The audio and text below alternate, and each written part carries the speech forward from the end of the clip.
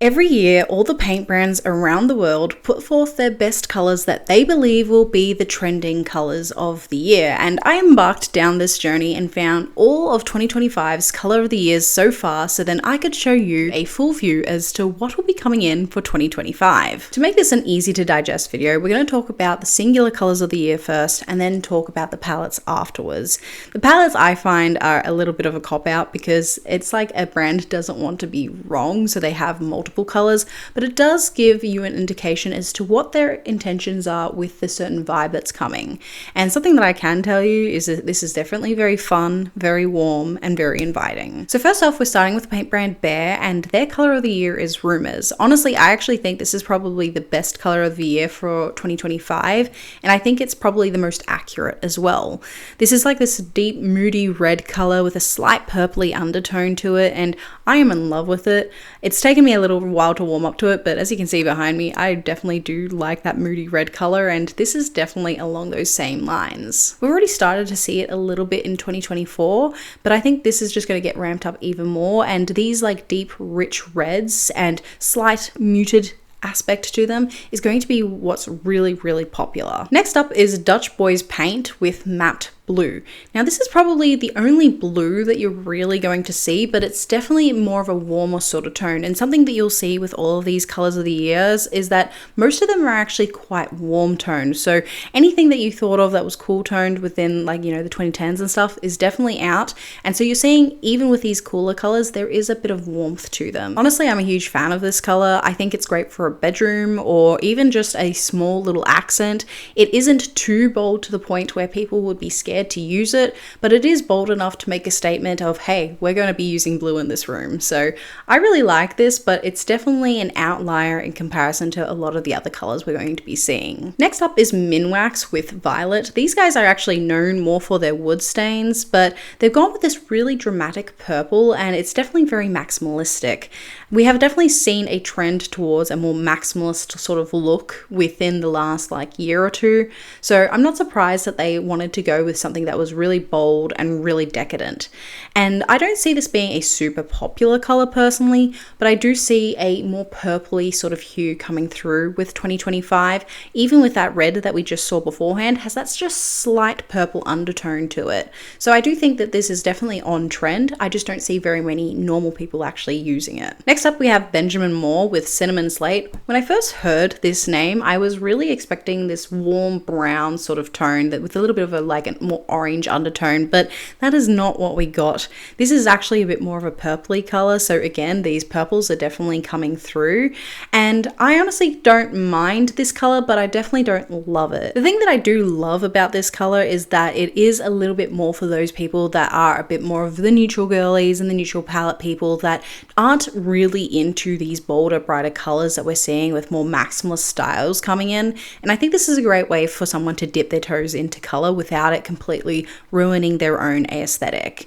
And I am a little bit surprised by how muted this is, but I do think it will be quite useful for more of a variety of people than just the maximalists. Next up, we have Vbar with Encore 8002, and honestly, these guys, I don't know where they're getting this idea from that we want big, bright, and blue, but this is probably one of the brightest color palettes aside from one that we're seeing closer to the end, and I do not really quite see where they're going with this, and I actually don't think this is something that will be trending very much so. Definitely giving me more that Gen Z, postmodern sort of vibe, which a lot of the companies have been trying to push and has definitely been much more popular with the younger generation, hence Gen Z. But I don't actually think that this is actually where our color trends are actually going to go. I think we've actually passed this, and this was more a 2023 sort of color. Graham and Brown has Elderton as their color of the year, and I think this is probably a safe version of what I think is what's coming in.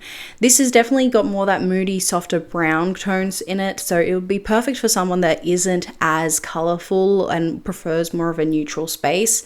I do think that it's quite timeless and classic because it is quite well balanced while still being on trend for this coming year. I do think it is probably a little bit light, and that is where C2 Paints Raku definitely comes in, and I think this color is probably a little bit nicer than that previous color color. I think it's a little bit more timeless, a little bit more classic, a little bit more bold and dramatic as well, and definitely has more of that dark academia look that I personally think is going to be such a big hit in 2025. This particular color as well is something that I think is so transitional that you can use it for a whole bunch of different design styles. Like, yes, of course you could use it for a maximalist look, but I also do think that it could be quite nice in a more modern space as well. So this is definitely a color that I think is going to be really, really popular. Purple Basil is Glidens or however you say it's color of the year.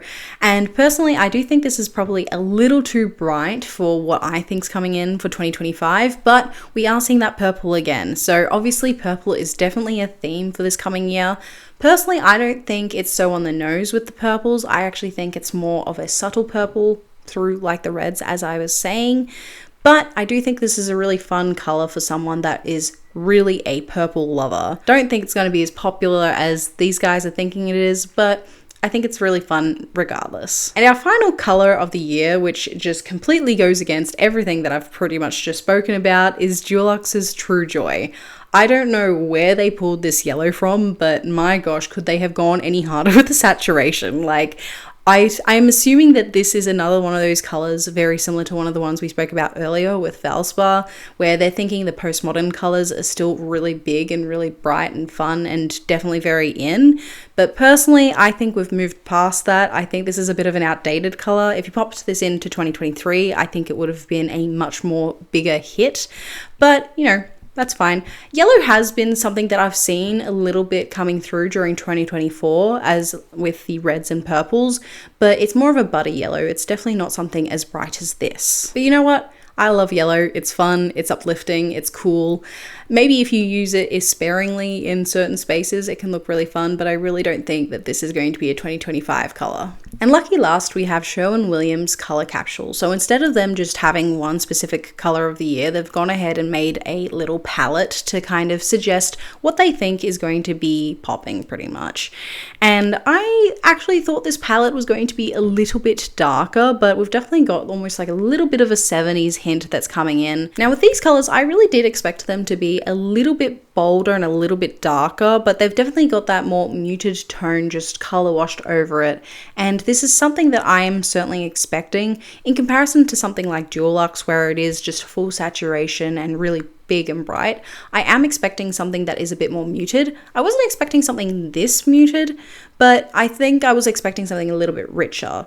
But in saying that, I actually do think that Rain Cloud and Clove are probably going to be the most popular colors from this palette. I do like the other ones as well, but I was expecting something just a little bit richer feeling and a little bit more timeless feeling as well. So those are all the colors that I was able to find, and when we look at all of them, it kind of just feels like there's a big old mix of everything.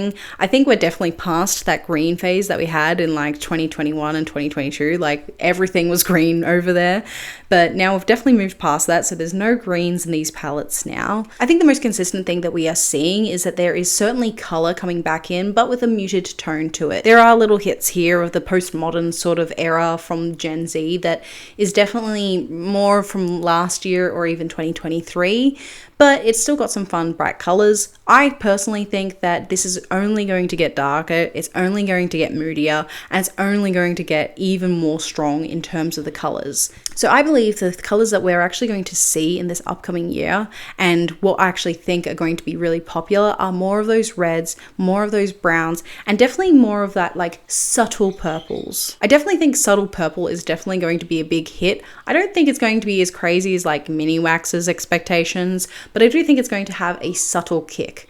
So we are going to see reds with that slight purple undertone. We are going to see colors that have that slight warmth to them. And if we don't see purple, there is definitely consistency of having something that is definitely warmer color palette wise. So if you are interested in warmer palettes, this is definitely the year for you. And if you like something with a bit of color, there's plenty of color, but it also seems that there's a lot of browns that are coming in as well. So there certainly seems to be something for everybody, which is great. What do you guys think of this color of the year? Do you think that there's actually a different color that I haven't mentioned? Do you think that actually there's going to be a different color that's going to be coming out closer to 2025? Let me know in the comments below. I would love to hear your thoughts. Thank you so much for watching. I'll see you on our next design adventure.